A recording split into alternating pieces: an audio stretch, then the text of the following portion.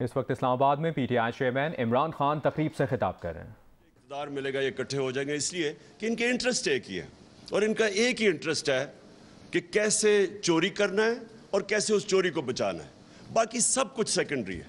تو وہ تو اس نے کہہ ہی دیا اپنے منہ سے کہ یہ جو کیسز ہیں 100 ججز آ جانے تھے اور کیسز تھے، عدلیہ آزاد ہے پاکستان میں، تو اگر ججز بھی آ جانے تھے یہاں تو آزاد عدلیہ ہے، تو کس چیز کا آپ کو ڈر ہے؟ میں عدلیہ کے اندر کھڑا ہوا 10 مہینے، انہوں نے مجھے فلیٹس کے اوپر، لنڈن کے فلیٹ کے اوپر انہوں نے مجھے ایک ایک چیز گرل کی، میں تو کوئی ملک سے باہر نہیں گیا، اسی عدلیہ نے مجھے انصاف دیا، نون لیگ کی گورنمنٹ تھی، تو یہ کس چیز سے ڈر رہے ہیں؟ تو اس لیے ان کی صرف اور صرف ایک کوشش ہوتی ہے کہ پہلے چوری کرو، پھر ساری کوشش کرو اس چوری کو بچانے کے لیے، اور جب تک ان کو خوف ہو کہ این آر او نہیں ہے تو ملک سے باہر چلے جاؤ، اور پھر جیسے ہی این آر او ملے واپس آ جاؤ، پھر سے چوری شروع کرو۔ تو وہ تو خیر خرم دستگیر نے بات کر دی، لیکن جو دوسری بات اس نے کی کہ جی آرمی چیف عمران خان اپنا رکھوانا چاہتا تھا، وہ یہ کہہ گیا نا، اور آرمی چیف رکھوا کے تو اس نے کہا پھر تو ہمارا یہ 15 سال تک رہ جائے گا اور یہ ہٹایا ہی نہیں جا سکے گا، کیونکہ پھر احتساب بھی ہو جائے گا ہمارا۔ اس کے اندر بھی بڑی ہمیں غور کرنا چاہیے کہ کیا اس کا مطلب یہ ہے کہ کوئی اور آرمی چیف آئے گا تو ان کا احتساب رک جائے گا؟ اس کا یہ بھی مطلب ہے کہ کیا اپنا آرمی چیف چاہیے تاکہ وہ ان کی مدد کرے؟ یعنی وہ جو بات کہہ گیا ہے اس کے اندر ذرا ہمیں غور کرنا چاہیے۔ پہلی چیز تو اس نے کہا کہ عمران خان اپنا آرمی چیف رکھوائے گا۔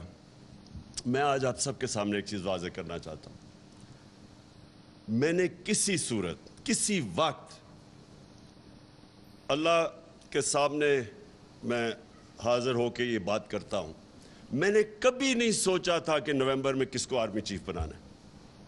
وہ سمپلی یہ ہے کہ یہ ایشو تھا ہی نہیں۔ میرے ذہن میں تو یہ تھا کہ جب ٹائم آئے گا میرٹ کے اوپر جو سب سے بہتر ہوگا اس کو میں بنا دوں گا۔ ساری زندگی جو مجھے جانتا ہے کرکٹ میں، جب سے 10 سال کرکٹ کیپٹن رہا ہوں، میں نے کبھی اپنی زندگی میں میرٹ کو وائلیٹ نہیں کیا۔ میں نے 10 سال کرکٹ کیپٹن ہے، مجھے کوئی آج کہہ دے کہ اس نے کوئی اپنا رشتہ دار کوئی دوستی میں کچھ کھلایا ہو، میں شوکت خانم کے اندر میں آج چیلنج کرتا ہوں کہ ایک آدمی بتائے کہ شوکت خانم میں میرٹ کے علاوہ کسی کو ہائر کیا، میں نے کسی کی سفارش کی ہو۔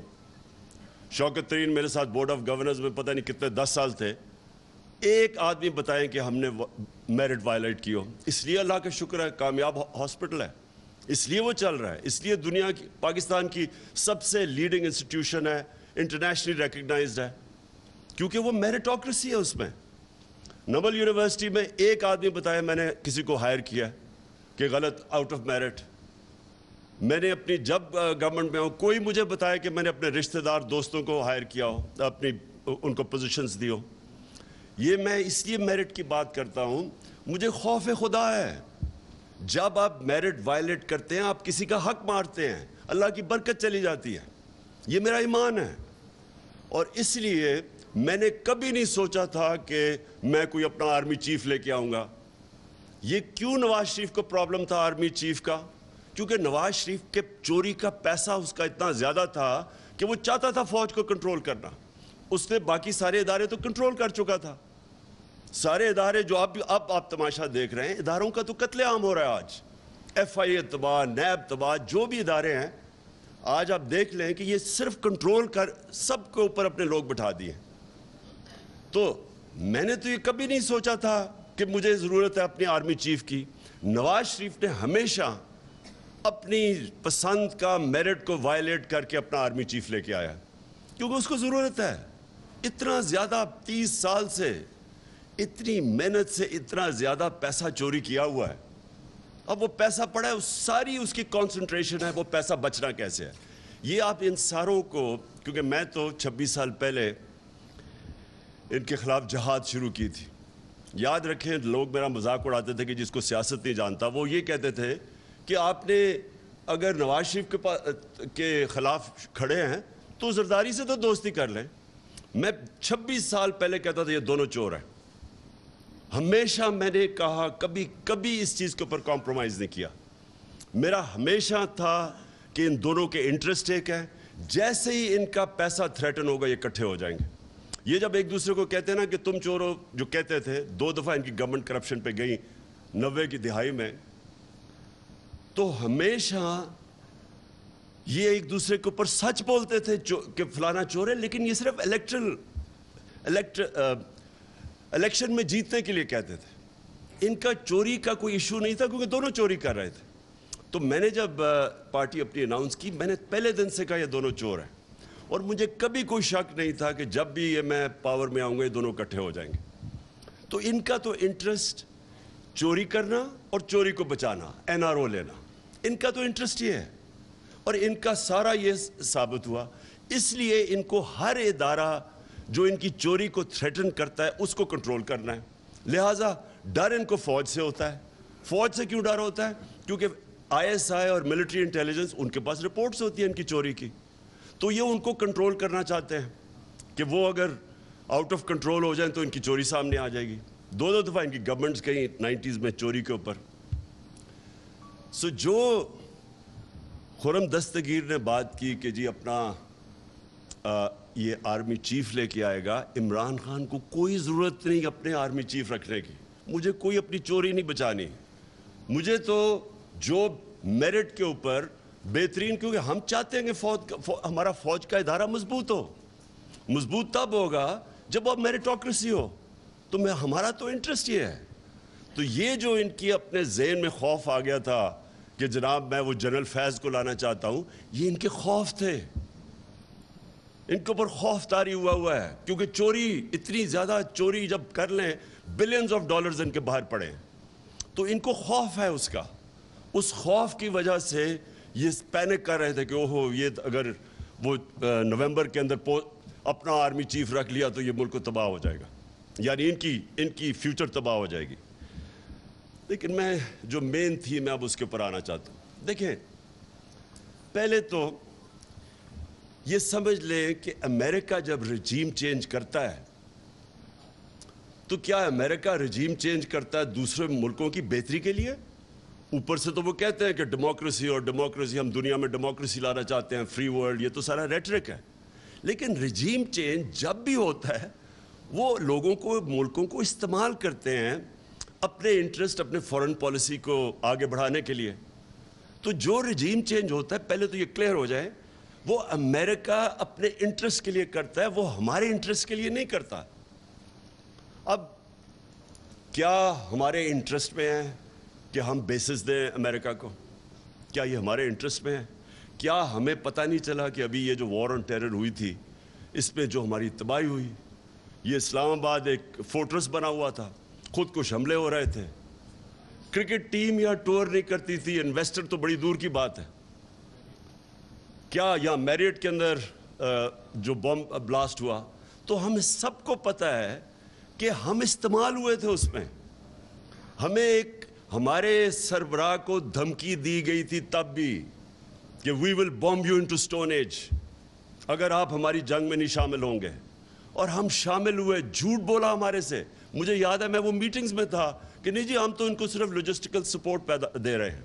इधर से शुरू हुआ, मेरे असेंबली में तकरीर है जब इन्होंने फौजें भेजनी शुरू की अपनी वजीरिस्तान में, मैंने इनको समझाया, क्योंकि अगर आपने तारीख पढ़ी हो, सारे उस इलाके की तारीख पढ़ी हो, इतनी स्टुपिडिटी कभी भी किसी हमें नहीं करनी चाहिए थी। मुझे अभी भी याद है मैंने स्पीच की, क्यों मैं वो इलाकों को क्यों बेहतर जानता था। मैंने एक ट्रैवल बुक लिखी थी सारे कबाइली इलाके में फिर के। उस ट्रैवल बुक में जब आपने तारीख पढ़ी हो तो आपको पता होना चाहिए, आपको या पता या नहीं, कि जो सबसे ज़्यादा अंग्रेज़ फौजी मरा था वो वजीरिस्तान में मरा था, ये कबाइली इलाके में मरा था। 80 साल के अंदर सबसे ज़्यादा उनकी कैजुअल्टीज़ उधर हुई थी, और 1947 तक वो उनकी कैजुअल्टीज़ होती रही थी। बाकी हिंदुस्तान में अमन था 1857 के बाद, लेकिन कबाइली इलाके में कॉन्स्टेंटली कहीं ना कहीं लड़ाई हो रही थी। 1935 में आधी ब्रिटिश इंडियन आर्मी इसके बाहर थी, वजीरिस्तान के बाहर। हमें जिस तरह पूरा अमन था, हमारा एक फौजी नहीं था, एक चौकी नहीं थी पुलिस की, वहाँ टोटल जिधर हमें ना हमारा कोई खर्चा था ना कुछ था, वो हमारी फौज थी। ہم نے اتنا بڑا ظلم کیا وہاں فوج بھجوا کے، اور مجھے ابھی بھی یاد ہے 2003-04 میں جب فوج بھجوائی امریکہ کے پریشر کے اوپر. پھر میں ذرا اب آپ کو ایک انسیڈنٹ بتاؤں. لوگوں کو تو پتہ نہیں تھا کیا ہوا وہاں. لوگوں کو تو وہی جو پیسہ چلا تھا ابھی رجیم چینج کے اوپر ہمارے پہ چلا، جو مصدق کے اوپر چلایا گیا، جب اس کو پہلے تو بدنام کرتے ہیں نا کسی کو، جب رجیم چینج کرنا ہو پہلے میڈیا پہ پیسہ چلتا ہے، تب بھی میڈیا پہ پیسہ چل رہا تھا. مجھے طالبان خان کہہ رہے تھے کہ یہ جی پرو ٹیررسٹ ہے، یہ اس کے خلاف ہے، یہ دہشت گردوں کے ساتھ ہے. مجھے تب یاد ہے کہ اتنی بڑی کیمپین چلی کہ جی جو بھی کہے کہ یہ جی اس جنگ میں نہ شرکت کرو، یہ ہماری جنگ نہیں ہے، جو بھی کہے اس کے پیچھے پورا میڈیا ٹیگ آ جائے. اور لوگوں کو پتہ ہی نہیں تھا قبائلی علاقے کا. میں تو جانتا تھا. تو مجھے یاد ہے میں ملا جنرل اورکزئی کو. یہ بڑا امپورٹنٹ آپ کے لیے سمجھنا کہ اس ملک سے ہوا کیا تھا. جنرل اورکزئی اس وقت کمانڈر تھے ساری جو ہماری آرمی تھی قبائلی علاقے میں. تو وہ کہتے کہ ہم نے ایک اکارڈ سائن کیا 2006 میں کے قریب، ایک وزیرستان اکارڈ کیا. تو کہتا ہے امریکنز کا ایک بڑا ہائی لیول ڈیلیگیشن آیا ہمارے ساتھ پوچھنے، ہمارے سے بات چیت کرنے کے لیے. ریگولر ملاقات ہوتی تھی، ہم ان کے ایلائے تھے. وہ اور بات ہے کہ ہم ان کے ایلائے تھے، وہ ہمارے اوپر ہی بمباری کر رہے تھے. تو وہ جب بات کر رہے تو یہ ایکسپلین کر رہے تھے ان کو کہ ہم نے کیوں ان سے یہ پیس اکارڈ کیا ہے. انہوں نے بتایا کہ ہماری کیجولٹیز بہت زیادہ ہو رہی تھیں، ہم پاکستان کی فوج کی کیجولٹیز ہو رہی تھیں. تو وہ ایک کہتا ان کا جو ایک سینئر آدمی وہ چپ کر کے سنتا رہا. جب ہم نے اس کو ایکسپلین کر دیا کہ جی ہمارے یہ مسئلے تھے اس لیے ہم نے وزیرستان اکارڈ سائن کیا ہے، تو وہ کہتا وہ سینئر جو ان کا آفیشل تھا وہ کہتا یہ ذرا سنیں، we are paying you to fight not to have peace accords. حکم دیا اور انہوں نے اکارڈ توڑوایا، ڈرون اٹیک کر کے توڑوایا اکارڈ. تو ہم مر رہے تھے یہاں، ہم یعنی کوئی پاکستانی ادھر بھی مر رہا ہے ادھر بھی مر رہا ہے، ہمارے اوپر ڈرون اٹیکس ہو رہے تھے. مجھے آج بتائیں کہ ایک جگہ کبھی کسی نے اپریشیٹ کیا ہے کہ جس ملک نے ان کے ساتھ وار آن ٹیرر کے اندر سب سے زیادہ قربانیاں دیں، ایک جگہ اپریسیشن ہوئی ہے؟ وہ اس لیے نہیں ہوئی کہ ہم نے اپنے آپ کو استعمال ہونے دیا. تو میں جب یہ کہہ رہا تھا کہ یہ بیسز کے اوپر ایبسلیوٹلی ناٹ، وہ اس لیے کہ میرے ملک کا انٹرسٹ ہے. ہم کیوں کسی کی جنگ میں شامل ہوں؟ ہم اگر افغانستان کے اندر اب طالبان کی گورنمنٹ ہے، ہمیں کیا ضرورت ہے کہ ان کو یہاں سے کوئی ادھر اٹیک جائے یا وہ کچھ کرے؟ اور ہمیں کیا ضرورت پڑی ہوئی ہے کہ ہم ویسی کمبیٹنٹ بن جائیں؟ آپ جتنے مرضی کہیں کہ نہیں جی ہم صفائیاں پیش کریں، لیکن جیسے ہی آپ کی زمین استعمال ہوگی آپ آٹومیٹکلی ان کے ساتھ ان کے شامل ہو جائیں گے ان کی جنگ میں. اس لیے یہ ہمارا انٹرسٹ ہے. دیکھیں میں کبھی اپنے آپ کو اینٹی امریکن نہیں سمجھتا. ہماری بڑی زبردست پاکستانی امریکن کمیونٹی ہے جو سب سے امیر پاکستانی ڈائسپرا ہے. ہمیں تو کبھی ان سے تعلقات خراب نہیں کرنے چاہیے. ہمارے جو امریکہ سپر پاور ایکسپورٹس ہماری سب سے زیادہ امریکہ ہے، ہمیں کسی صورت تعلقات نہیں خراب کرنے چاہیے. لیکن کیا ہمیں اپنے آپ کو اس طرح ٹیشو پیپر کی طرح استعمال ہونا چاہیے؟ اب ان کا ایجنڈا کیا ہے؟ ان کا ایجنڈا بڑا سیدھا ہے، اسرائیل کو ریکگنائز کرو، ہندوستان کو ایکسیپٹ کرو کہ یہاں لوکل تھانے دار ہے ہمارا، ان کو اپنی کشمیر کو بھول جاؤ، کیونکہ وہ چاہتے ہیں کہ ہندوستان تکڑا ہو اور تاکہ وہ چائنا کو فیس کرے. تو ہمیں وہ چاہتے ہیں کہ ہم بڑے آرام سے جو ہندوستان کا ہے اس کو سلوٹ کرو. اب کوشچن یہ ہے کہ کیا یہ پاکستان کا انٹرسٹ ہے؟ جس وقت آپ اسرائیل کو ریکگنائز کرتے ہیں، آپ یاد رکھیں کہ آپ کا جو جتنا کشمیر کا موقف ہے اسی دن زیرو ہو جاتا ہے. جب آپ اس کو ریکگنائز اگر آپ ایکسیپٹ کر جاتے ہیں کہ پیلسٹینین جب ریکگنائز کرتے ہیں تو آپ ایکسیپٹ کر جاتے ہیں کہ پیلسٹینین کا کوئی رائٹ نہیں رہا، تو اس کا مطلب کشمیریوں کا بھی کوئی رائٹ نہیں رہا. تو آپ وہ کشمیریوں کی جو 1 لاکھ سے اوپر انہوں نے قربانیاں دی ہیں پچھلے 30 سال سے، اس ساروں کے اوپر ان کی قبر کھود دیتے ہیں. جو کشمیری آج دیکھ رہے ہیں کہ واحد پاکستان کھڑا ہے ان کے ساتھ جو بولتا ہے، جس وقت ان کو یہ پتا چلا کہ پاکستان نے ریکگنائز کر دیا اور انڈیا سے تعلقات ٹھیک کر دیے، کشمیر ایشو ختم ہو گیا. اور وہ ختم ہو گیا تھا. پہلی دفعہ جب یہ اٹھا ہے یو این سیکیورٹی کاؤنسل میں, انٹرنیشنل فورمز, وہ ہمارے دور میں اٹھا ہے. اس سے پہلے تو یہاں کوئی نام ہی نہیں لیتا تھا. نواز شریف جب ہندوستان گیا, اس نے تو حریت کانفرنس کے ممبرز کو ہی نہیں ملا, یہ کہ نریندر مودی نہ ناراض ہو جائے. ہم انڈیا کے خلاف, ہم چاہتے ہیں کہ انڈیا سے اچھے تعلقات ہو, کوشش بھی کی, لیکن آپ کدھر لائن ڈرا کریں گے کہ کدھر ایک ملک کا نظریہ آئے گا, کدھر آپ کا موقف آئے گا کہ جس کے اوپر آپ ایک پاکستان بڑے خواب کا نام تھا. تو جب آپ کے کچھ اصول ہی ختم ہو گئے کہ اچھا یہ جو حسین حقانی اور یہ نجم سیٹھی ٹائپس ہیں, یہ کیا چاہتے ہیں؟ یہ چاہتے ہیں آرام سے غلامی کرو, امریکہ کی جو وہ کہتا ہے مانو, تو وہ تھوڑے سے ڈالرز بھیج دیں گے. میرا اگلا کویسچن یہ کہ کیا اس سے پاکستان پیر پہ کھڑا ہو جائے گا؟ کیا اور تھوڑے اور ڈالر مل جائیں گے؟ کیا یہ ملک سروائیو کر جائے گا؟ کیا یہ ملک اپنی سارے پرنسپل سٹینڈز ختم کر کے, اپنا نظریہ ختم کر کے, کیا یہ کوئی مجھے گارنٹی کر سکتا ہے کہ یہ ملک ترقی کر جائے گا؟ کیا یہ نہیں ہم کرتے آئے آج تک؟ سوائے وہ ذوالفقار علی بھٹو کے چند سالوں کے نکال دیں تو آج تک تو ہم غلامی کرتے آئے ہیں. جو وہاں سے حکم آتا تھا ہم مان جاتے تھے. اپنے ملک کے قانون توڑ کے, اپنی آئین کی خلاف ورزی کر کے ہم ان کو سروس کرتے رہے. یہاں سے وار آن ٹیرر میں CIA, FBI یہاں پاکستانیوں کو اٹھا کے گوانٹانو میں لے جاتی تھی, کوئی پوچھنے والا نہیں تھا کسی کو, جو وہ چاہتے تھے.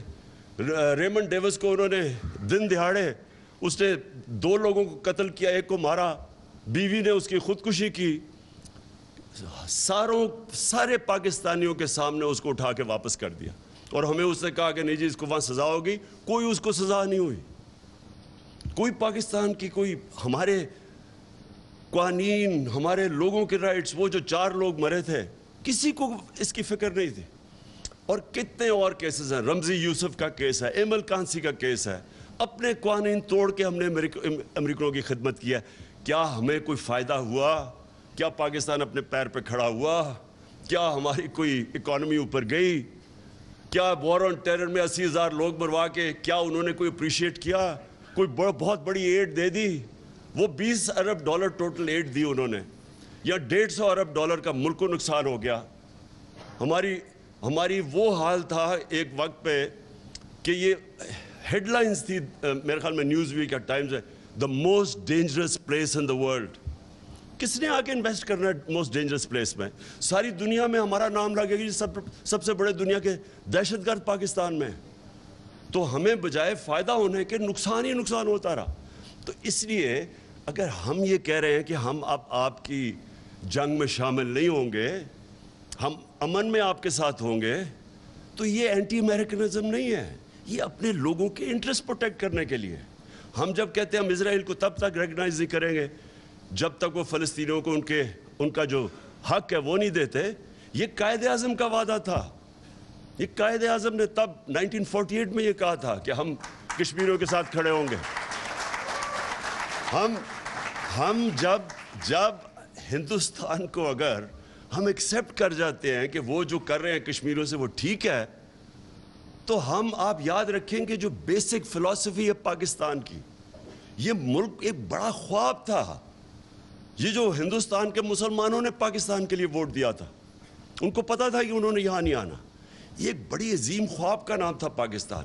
ہم وہ سارا نظریہ دفن کر رہے ہیں صرف اس لیے کہ جی امریکہ ناراض نہ ہو. دیکھیں, میرا اپنا اوپینین یہ ہے, کبھی بھی کوئی قوم کبھی بھی جوتے پالش کر کے چیری بلاسم بن کے آج تک قوم پراسپر نہیں کی. قومیں کھڑی ہوتی ہیں غیرت کے اوپر, نظریے کے اوپر کھڑی ہوتی ہے قوم. جو قوم بنتی بھی ہے وہ نظریے پہ بنتی ہے, وہ جوتے پالش کر کے کوئی قوم نہیں بنتی. آج یہ ہمیں یہ کہہ رہے ہیں کہ امریکہ کی ہر بات مان جاؤ, نہیں تو آپ جو ڈونلڈ لو نے کہا ہے اس نے, یعنی تکبر اس آدمی کا دیکھیں, اس کی جرت کیسے بڑھ گئی ہے کہنے کی. میں نے تو جب وہ سائفر دیکھا میں نے 10 دفعہ پڑھا کہ یہ واقعی کوئی اتنا بےہودہ آدمی ہے جو ایسی سٹیٹمنٹ دے سکتا ہے. میں نے CNN میں کہا, CNN کے انٹرویو میں میں نے کہا اس کو تو سزا بیڈ مینرز پہ دینی چاہیے کہ اس میں مینرز ہی نہیں ہے اس آدمی میں. تو یعنی کون سا ایک خوددار قوم کون ایکسیپٹ کر سکتی ہے؟ اور ہم کیا سن رہے ہیں جی؟ وہ ایسے تو مراسلے آتے رہتے ہیں، پتہ نہیں کس کو آتے رہتے ہیں. میں نے تو پہلی دفعہ ایسا مراسلہ دیکھا تھا، اور یقین کرے آخری دفعہ ہوگا، کیونکہ کسی کی جرت نہیں ہوگی آگے سے اس طرح کا مراسلہ بھیجنے کے لیے پاکستان کو.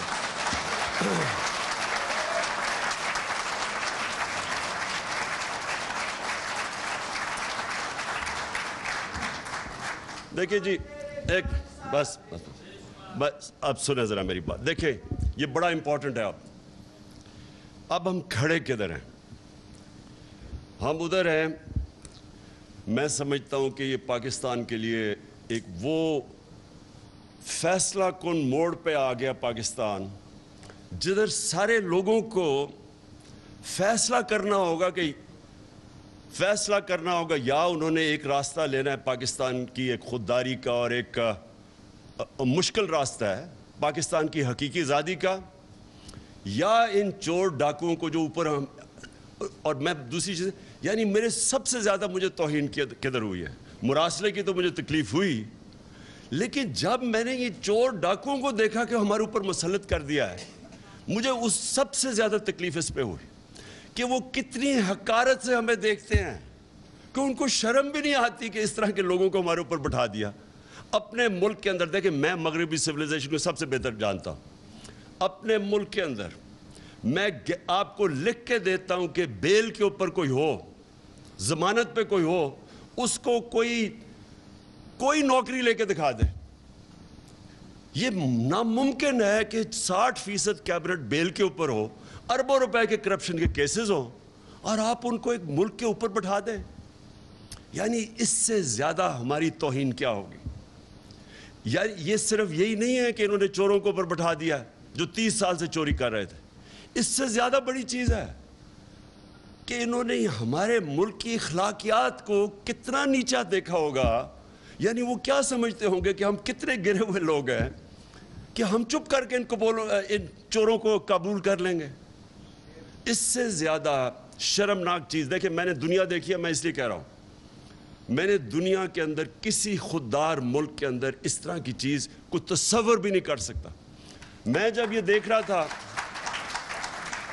جب مجھے یہ پتہ چلا اس سازش کا، اور سازش کا مجھے سال پہلے اندازہ ہو گیا تھا کہ گیم شروع ہوئی ہے، تو میں جب بھی میں سوچتا تھا نا، تو میں ہمیشہ سوچتا تھا کہ یہ سازش کیسے ہوگی؟ کیا شہباز شریف کو ملک کا کوئی پرائم منسٹر بنا دے گا؟ لوگ کہتے ہیں کہ دیکھیں یہ عمران صاحب آپ نے کیا کچھ نہیں، جب آپ کو پتا تھا سازش ہو رہی ہے کیوں نہیں کچھ کیا؟ میں یقین کرو، میں آنیسٹلی آپ کو ایک بات آج بتا رہا ہوں، میں تصور بھی نہیں کر سکتا کہ کوئی شہباز شریف کو ملک کا پرائم منسٹر بنا دے گا. میں نے ایک دن میں نے نیوٹرل سے بات کی،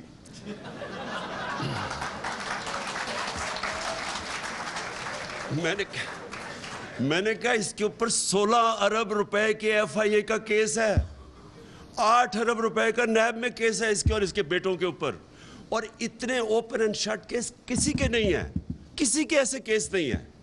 آپ حیران ہو جائیں گے کہ اتنا بلیک اینڈ وائٹ. یعنی نواز شریف کا تو چلے پھر بھی اس نے اپنے نام پہ کچھ نہیں کیا، بیٹی کے نام پہ فلیٹس لیے، اس کا تو ڈائریکٹلی یہ اور اس کے بیٹے امپلیکیٹڈ ہے اس میں.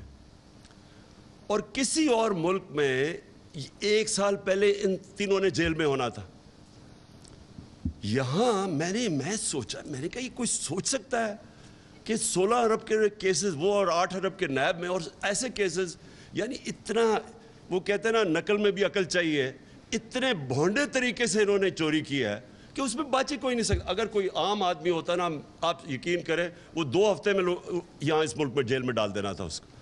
تو میں اس لیے، وہ کہتے ہیں نا کہ آپ نے تیاری نہیں ہے، کچھ نہیں کیا، میں آخری منٹ تک سوچتا رہا کہ نہیں یہ نہیں ہو سکتا، کہ اس کو نہیں بنا سکتے. دیکھیں یہ کیوں فیصلہ کن وقت ہے؟ کیونکہ اب اس سیٹ اپ کو ملک کے اوپر مسلط کرنے کے لیے سارا ملک کے اداروں کو تباہ کرنا پڑے گا. اگر یہ یہ جو سیٹ اپ ہے اس کو لوگوں کو ہضم کروانے کے لیے جو قدم اٹھائے جا رہے ہیں یہ اصل میں پاکستان کی ڈسٹرکشن ہے. کیسے؟ نمبر 1 پارلیمنٹ تو ہوگی تباہ. یہ اگر راجہ ریاض پارلیمنٹ کے اندر اپوزیشن لیڈر ہے آپ سمجھ جائیں کہ اس پارلیمنٹ کی کیا اہمیت رہ گئی. ابھی یہ بجٹ پاس ہو رہا ہے نا, وہ راجہ ریاض اگر اس کو اپوز کرے آپ سمجھ جائیں کہ پارلیمنٹ کی تو ختم ہو گئی. ادھر جو پنجاب کے اندر مذاق ہو رہا ہے, جو پنجاب میں مذاق ہو رہا ہے, یہ یعنی یہ جمہوریت کی توہین ہے. یہ ہماری عدلیہ کے لیے بہت بڑا چیلنج ہے کہ جس طرح کی چیزیں کی جا رہی ہیں, وہ مجرم نمبر 2 اس کو مسلط کرنے پہ پنجاب میں آپ یقین کریں کہ جمہوریت کی پارلیمنٹ کی دھجیاں اڑائی جا رہی ہیں. ایک وہ ایوان اقبال کے اندر پارلیمنٹ چل رہی ہے تو دوسری چل رہی ہے پارلیمنٹ ہاؤس میں. مذاق ہو رہا ہے. جو الیکشن کمیشن کر رہے ہیں, جس طرح کا اس نے سمپل چیز تھی کہ جیسی وہ جو ریزرو سیٹس جاتی ہیں تو وہ ایک دم ریپلیس ہو جاتی ہیں. وہ الیکشن کمیشن جس طرح کوشش کر رہے ہیں انجینئر کرنے کے لیے حمزہ شریف کو بٹھانے کے لیے, ساری الیکشن کمیشن کی کریڈیبلٹی ختم ہو چکی ہے. آج کوئی کسی میں یہ نہ کہے کہ ختم ہو جائے گی, اس کی کریڈیبلٹی ختم ہو چکی ہے. ہمیں پتہ ہے وہ جا کے بیٹھتا ہے وہ شہزادہ اور شہزادی لاہور میں, اور ان کے ایم این ایز آتے ہیں بیٹھ کے وہ ساری انجینئرنگ کر رہے ہیں. جو وہ آدمی بٹھایا ہوا ہے انہوں نے لاہور کے اندر, ایک بریگیڈیئر رانجھا ہوتے تھے جنہوں نے 2013 میں ساری انجینئرنگ کی تھی نون لیگ کے لیے. اور اب جو ہو رہا ہے اس سے کیا ہو رہا ہے؟ اس سے نقصان صرف پاکستان کی جمہوریت کو ہو رہا ہے.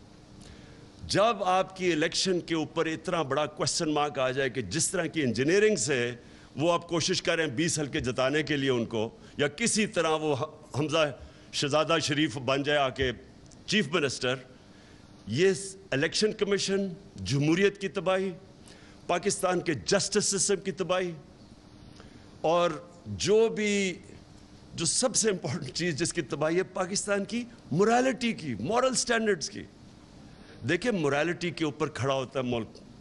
پلیز ایک چیز یاد رکھیں, کیونکہ میں نے تو بڑا کلوزلی دیکھا ہوا ہے برطانیہ کا سسٹم اور جو پاکستان کا, کیونکہ میں تو 25-30 سال بیچ میں رہتا تھا کرکٹ کی وجہ سے. دیکھیں جو ملک کھڑا ہوتا ہے نا, وہ کھڑا ہی ہوتا ہے ایک چیز پہ, مورل ویلیوز پہ. نبی صلی اللہ علیہ وسلم نے جو مدینہ کی ریاست سیٹ اپ کی تھی, میں اس لیے لوگوں کو بار بار سمجھاتا ہوں کہ ہمارا جو ماڈل ہے وہ دنیا نے اڈاپٹ کیا ہوا ہے مدینہ کی ریاست کا. میں نے مدینہ کی ریاست کی اس لیے بات کرتا ہوں کہ وہ اصول جو انہوں نے سیٹ اپ کیے تھے مدینہ میں, وہ جو کامیاب ویسٹرن ڈیموکریسی ہے اس میں وہ اصول اڈاپٹ کیے ہوئے ہیں. جو امر بالمعروف ہے, اللہ کا حکم ہے کہ اچھائی کے ساتھ کھڑی ہو, وہ کیا ہے کہ معاشرہ برائی کو فائٹ کرتا ہے. اب آپ کے سامنے یہ تماشا ہو گیا ہے کہ ان چوروں کو اوپر بٹھا دیا ہے. یہ معاشرے کے اوپر اللہ نے فرض کیا ہوا کہ آپ نے اس کے خلاف کھڑے ہونا ہے. یہ معاشرے کی ذمہ داری ہے, یہ عمران خان کی اکیلے کی ذمہ داری نہیں ہے, یہ میری پارٹی کی ذمہ داری نہیں ہے, یہ قوم کی ذمہ داری ہے. اللہ کا حکم ہے امر بالمعروف, سچائی اور حق کے ساتھ کھڑے ہو, برائی کے خلاف کھڑے ہو. اللہ نے آپ کو نیوٹرل رہنا کی اجازت نہیں دی, کوئی اجازت نہیں دی اس نے کہا سائیڈز لو. اور معاشرے کی جو بنیاد ہے وہ مورل سٹینڈرڈز پہ کھڑی ہوتی ہے. جرمنی جاپان کو بمباری مار کے انہوں نے تباہ کر دیا 1945 کے بعد. بلڈنگز نہیں کھڑی, تصویریں دیکھیں ذرا, ایک بلڈنگ نہیں نظر آتی کھڑی. اور 10 سالوں میں دونوں ملک کھڑے ہو گئے, کیونکہ مورالٹی کے اوپر اور انصاف کو آپ بمباری سے نہیں ختم کر سکتے.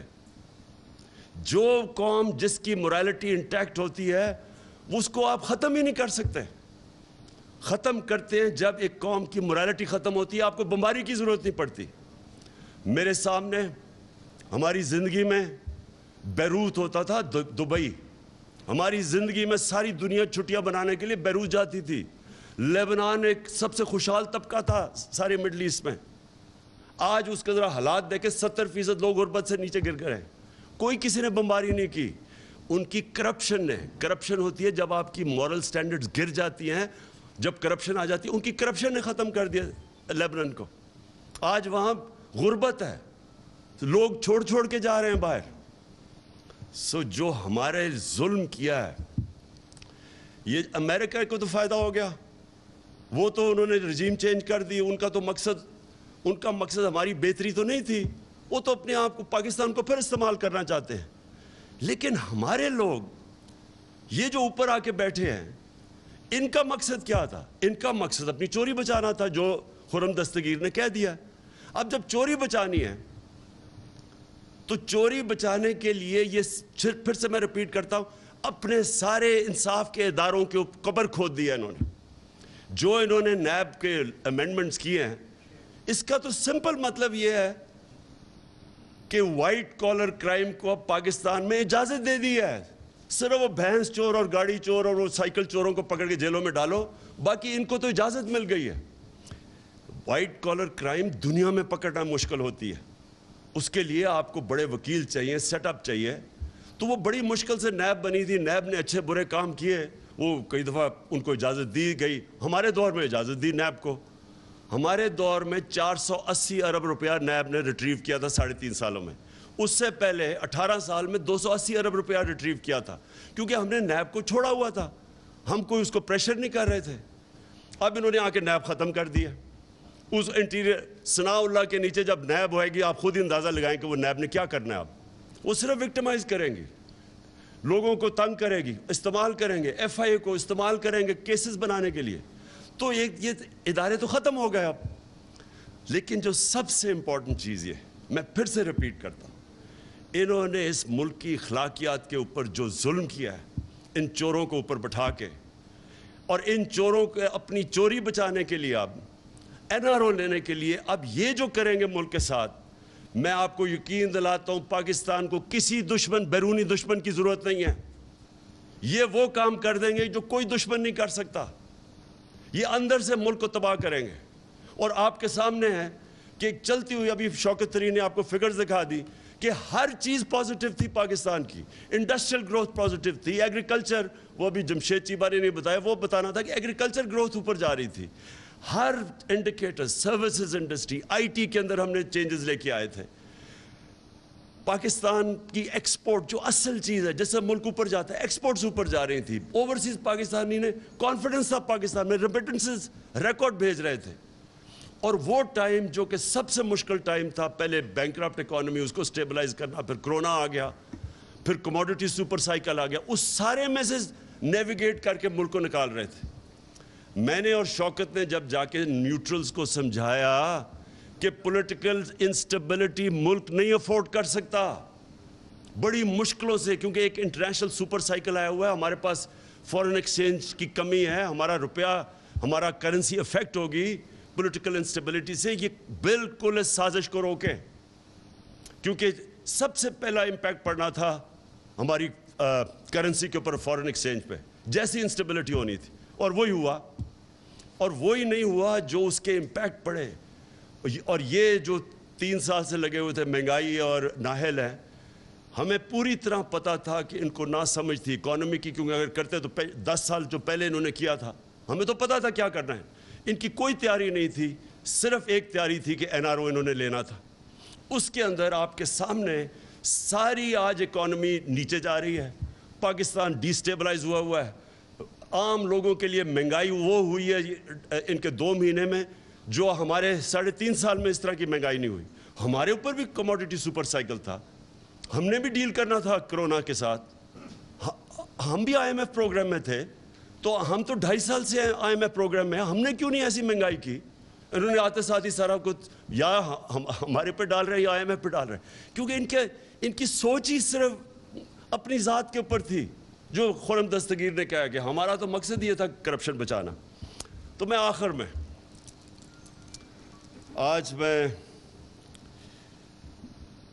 اپنے سارے پاکستانیوں کے سامنے کہ دیکھیں, یہ ایک جینوئن پاکستان میں ایک آ گیا ہے کراس روڈز, یا ادھر جا سکتے ہیں یا ادھر جا سکتے ہیں.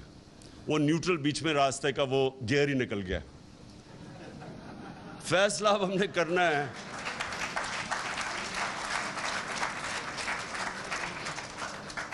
فیصلہ کرنا ہے کہ اب اس ملک کو یہ جس طرف لے کے جا رہے ہیں اس سے بچانا کیسے ہے.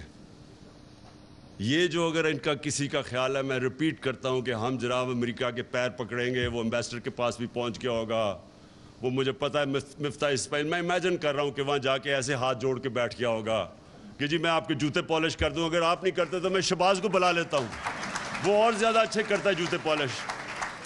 اس سے کوئی فرق نہیں پڑنے لگا. امریکن مائنڈ کو سمجھیں, ان کی بڑی سمپل فلسفی ہے, دیر از نو فری لنچ. ہر چیز کی قیمت ہے, اور وہ جو قیمت ہے وہ اگر پاکستان اگر وہ قیمت ہم ادا کرنے کے لیے تیار ہیں تو سارا نظریہ پاکستان کو دفن کرنا پڑے گا. بڑا عظیم اس کا نظریہ تھا, اور اس کا نعرہ تھا کہ پاکستان کا مطلب کیا, لا الہ الا اللہ. یہ بڑا عظیم نعرہ ہے, یہ خودداری کا نعرہ ہے, غیرت کا نعرہ ہے. یہ کبھی بھی یہ ایک چھوٹے سے آدمی کو بڑا آدمی بنا دیتا ہے, لا الہ الا اللہ. ایک عام آدمی لا الہ الا اللہ کے اوپر خودداری آ جاتی ہے, اس پہ غیرت آ جاتی ہے, رسپیکٹ کرتے ہیں لوگ اس کو. یہ جو آپ جھکتے ہیں, اور مجھے شرم آتی ہے کہ جس طرح انہوں نے ہمارا دنیا میں ذلیل کیا اب تک, جا کے جس طرح پرچیاں پکڑ کے اس کے اوباما کے سامنے بیٹھے ہوں, جس طرح پتہ نہیں وہ کوئی اس کا کوئی پتہ نہیں گیا ماسٹر ہے اس کا. اور دوسری طرح وہ اچھا اوباما تو دور کی بات ہے, یہ امریکن امبیسڈر کے سامنے آپ کو دیکھنا پڑے گا کیسے گرتے ہیں یہ. تو یہ جب برٹش امبیسڈر کو کیک کھلایا جا رہا ہے, کیک کھلایا جا رہا ہے اس کو کہ شاید وہ ہماری سفارش کر دے. یہ جو بے شرمی ہے, یہ لا الہ الا اللہ اس کو دور کرتا ہے. کوئی نہیں ہے خدا سوائے اللہ کے, کوئی کسی کے سامنے اللہ کا حکم ہے, تمہیں جھکنے کی ضرورت ہی نہیں ہے کیونکہ اللہ ہے. یہ دیکھیں, یہ اب ہم ریلائز نہیں کرتے. میں اتنی دیر سے جب بھی میں یہ کرکٹ بھی کھیلتا تھا مجھے بڑی تکلیف ہوتی تھی. کبھی میں یہ دیکھتا تھا جا کے ہمارے جو لیڈرز ہیں جس طرح یہ بے شرمی سے ان کے سامنے جھکے ہوئے ہوتے تھے. بالکل اس نے اسد نے صحیح بات کی. 22 کروڑ, دنیا کا 5واں بڑا آبادی میں ملک ہے, نیوکلیر آرمڈ سٹیٹ ہے, ہماری ایک زبردست فوج ہے جو ہمیں پروٹیکٹ کر سکتی ہے. ہماری عوام جب موقع ملتا ہے, اوورسیز پاکستانی میں ایسا ٹیلنٹ بیٹھا ہوا ہے, ایکسل کرتے ہیں. لیکن جب لیڈر یہ شہباز شریف بن جائے اور یہ سارے چور اوپر بڑھ جائے, آپ ایک فیکٹری کے اوپر چوروں کو بٹھائے, فیکٹری آپ کی بند ہو جائے گی. ملک کیسے چل سکتا ہے؟ اس لیے قوم کو اپنے بیسکس کے پر جانا پڑے گا, ہمیں اس کو فائٹ کرنا پڑے گا. میں اس کو جہاد سمجھتا ہوں, حقیقی آزادی کی یہ جہاد ہے.